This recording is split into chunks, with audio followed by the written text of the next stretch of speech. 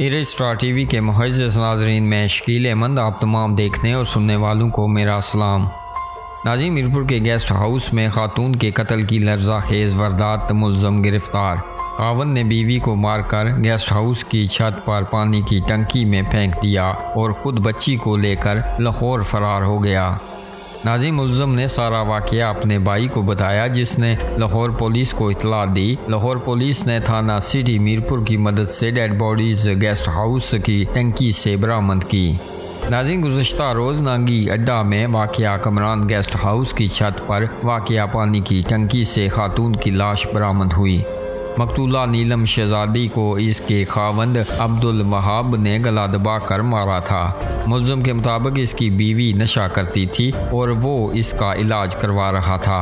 मुल्ज़म ने चंद रोज़ कबल Kamran guest house लारी अड्डा नांगी की छत पर मौजूद टंकी में बीवी को कत्ल करके लाश फेंक दी थी। नाज़रीन, मुल्ज़म के मुताबिक ईद उल मिलादुन नबवी सल्लल्लाहु अलैहि वसल्लम की रात हम कमरे में मौजूद थे और मेरी बीवी नशे में थी और बहुत ज़्यादा शोर शराबा कर रही थी।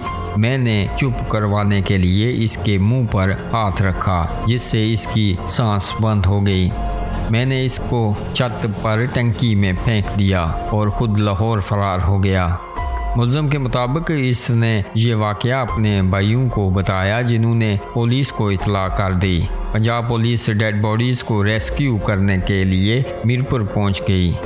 पुलिस थाना सिटी के SHO वसीम नवाज़ ने पंजाब पुलिस और रेस्क्यू 1122 अमले के हमरा डेड बॉडीज़ को रेस्क्यू किया और लाहौर पुलिस के ASI इरफान के हवाले कर दिया। नाज़रीन, इस वाक़े पर मकतूला नीलम की वालदा भी मौजूद थी। मकतूला खातून की वालदा की दरख्वास्त पर लाहौर पुलिस ने कार्रवाई की। मुल्ज़म अब्दुल वहाब का तल्लुक़ अफ़गानिस्तान से है और वो लाहौर में रिहाइश पजीर था और एक माह कबल ही वो मीरपुर में रिहाइश पजीर था। मुल्ज़म की मकतूला खातून से दूसरी शादी थी और इनकी 6 माह की एक बच्ची भी थी।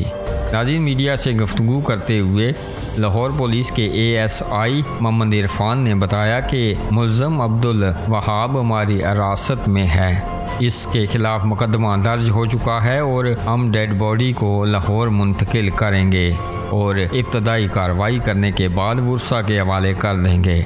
नाज़रीन, इस अफसोसनाक खबर के हवाले से आप अपनी राय का इज़हार कमेंट बॉक्स में ज़रूर कीजिएगा। मज़ीद खबरों और अपडेट्स के लिए हमारे इस चैनल को सब्सक्राइब कीजिएगा।